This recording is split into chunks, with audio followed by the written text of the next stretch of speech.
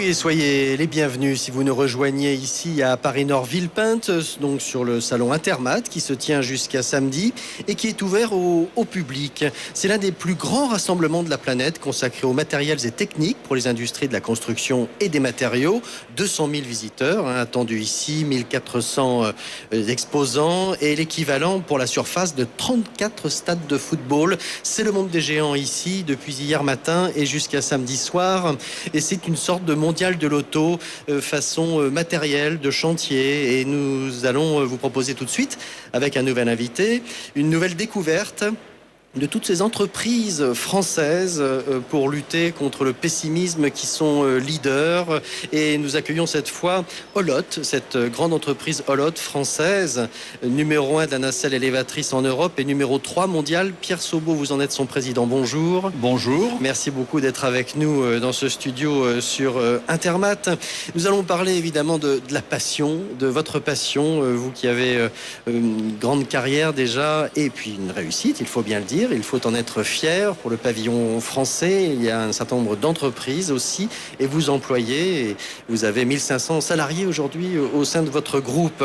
Vous êtes donc constructeur, Pierre Sobeau, de nacelles élévatrices au départ. C'est voilà. Le cœur de métier. Alors, historiquement, nous avons commencé par fabriquer des grues et des engins de toute nature. En 124 ans, on a une grande palette de produits. Mais depuis 30 ans, nous nous sommes très progressivement, en quelques années, concentrés sur la fabrication d'engins de levage de personnes.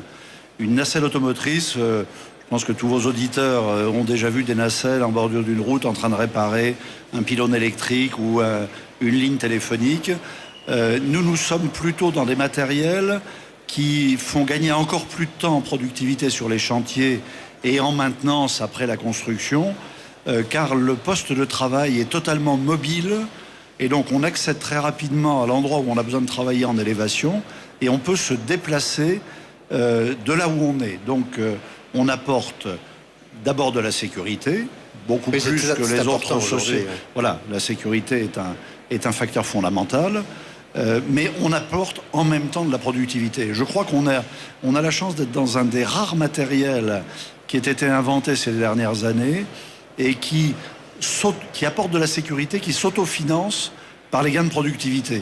Donc il n'y a aucune réticence, ni pour l'utilisateur final, ni pour le loueur professionnel, qui est l'interface habituelle entre nos clients finaux et nous qui sommes le constructeur. Et sur toute la chaîne, on est dans une chaîne vertueuse. On apporte de la sécurité et ça s'autofinance par la productivité. Alors, votre base, votre berceau, c'est près de Saint-Chamond. Le berceau, c'est le Rhône-Alpes.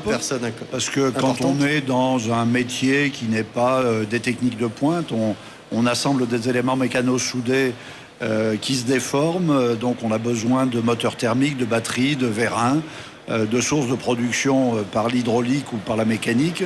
Donc, on est dans un métier, je dirais, historiquement classique.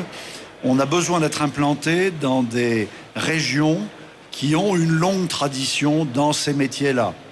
Et pour des raisons évidentes, le Rhône-Alpes, qui autrefois avait des mines de charbon, des mines de fer, a développé depuis Louis XV et les industries de l'armement de l'époque une très forte tradition et une très grande compétence dans la conception et la réalisation de ces éléments et de ces engins à base de mécano-soudure. Et au catalogue d'Olot, aujourd'hui, combien de modèles environ ? Alors on a 60 modèles, parce que les besoins sont très variés.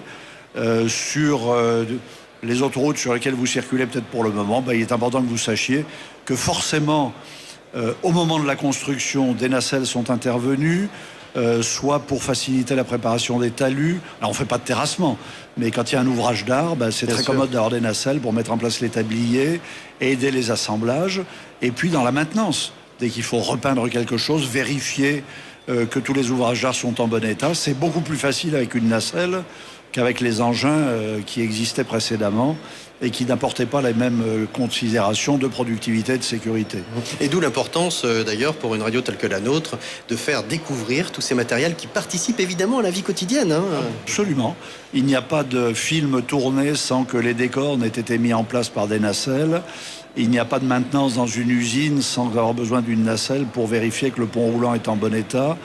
Il n'y a pas d'événements de toute nature quand il y avait eu les célébrations du bicentenaire de la Révolution française.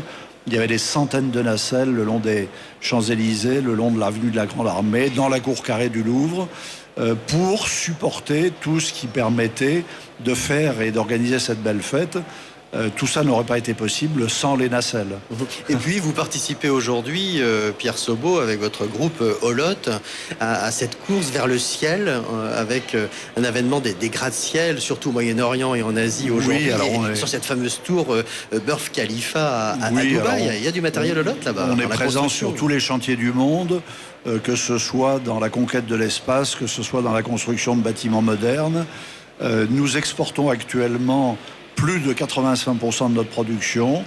Nous travaillons en direct avec la plupart de nos clients loueurs du monde grâce à une vingtaine, presque 22 maintenant, implantations commerciales à travers le monde. Nous sommes présents partout.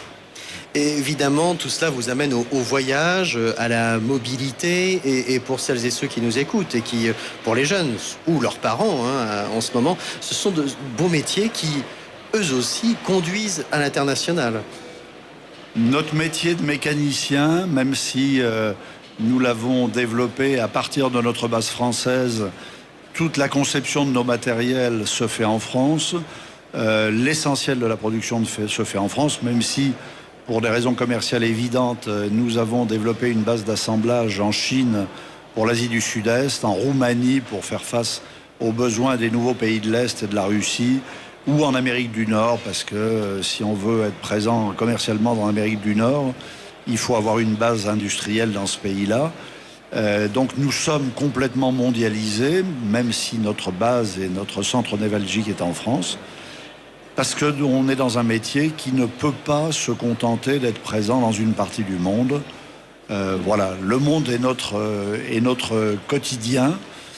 Et les bonnes infrastructures de transport, que ce soit une voie de chemin de fer, des voies de chemin de fer modernes avec des trains à grande vitesse, que ce soit des bonnes routes, des autoroutes, des aéroports, des avions performants, c'est la base des besoins des besoins que nous avons pour développer notre activité industrielle. Et vous arrivez à recruter dans la mécanique aujourd'hui, c'est compliqué ou ça se passe plutôt bien? C'est un métier qui n'est pas aussi attractif que des métiers modernes, mais nous sommes quand même, malgré les apparences, dans un métier un peu sophistiqué, et globalement on y arrive. C'est pas toujours facile, on aimerait bien avoir un marché du travail plus fluide. Mais voilà, on est dans ce pays, on y est heureux et on aimerait bien que tous les éléments qui peuvent nous contribuer à nous développer à partir de ce pays soient réunis pour qu'on fasse encore mieux. Bien sûr, on parle beaucoup du plan de relance du ministre de l'économie. Aujourd'hui, avec les différentes filières présentes ici, on attend vraiment un rebond du marché français. Vous, Olot, vous trouvez votre sauf-conduit de la réussite dans cette forte exportation de vos machines. Vous savez, nos clients à l'autre bout du monde, ils sont lucides et ils se disent: Olot a fait des bons produits. Il a fait des bons produits parce que il a eu des bons clients en France. Il a développé une bonne base en France. Il s'est développé dans d'autres pays proches. On peut leur faire confiance parce qu'ils sont sur un bon marché sur leur pays. Nous sommes dans les métiers traditionnels où la confiance est quelque chose d'essentiel avec nos clients. Et pour développer la confiance à l'autre bout du monde, les moyens de communication, indépendamment des infrastructures, les moyens de communication par la radio, par Internet, sont aussi très importants. Et pour inspirer confiance à nos clients à l'autre bout du monde, il faut qu'ils sachent qu'on est sur un bon marché dans nos bases. Et Intermat, finalement, corrobore tout ça. C'est important, un salon, pour vous, une présence, ça a toujours un coût pour une entreprise. À partir du moment où on est un constructeur français, dans un métier mondialisé, nous avons besoin de participer à des salons dans le monde entier. Mais le meilleur salon, le salon le plus important pour nous, c'est celui qui est cohérent avec nos bases. Nos bases sont françaises. Intermat est un salon français. Et c'est là qu'on a les meilleurs contacts avec nos clients du monde entier, parce qu'ils viennent nous voir chez nous, sur un salon qui est chez nous. Et donc les conditions de la confiance sont réunies d'une façon absolument merveilleuse ici. Ça ne veut pas dire que les salons à l'autre bout du monde ne sont pas importants. Ils sont importants aussi. Mais ils sont importants parce qu'Intermat est un bon salon. Et avec ce postulat, cela vous a permis aussi, quelque part, je crois, d'anticiper cette mondialisation. C'est ce qui crée aussi de la valeur de votre entreprise aujourd'hui, de votre groupe. C'est sûr qu'exporter ne s'improvise pas. C'est une longue démarche.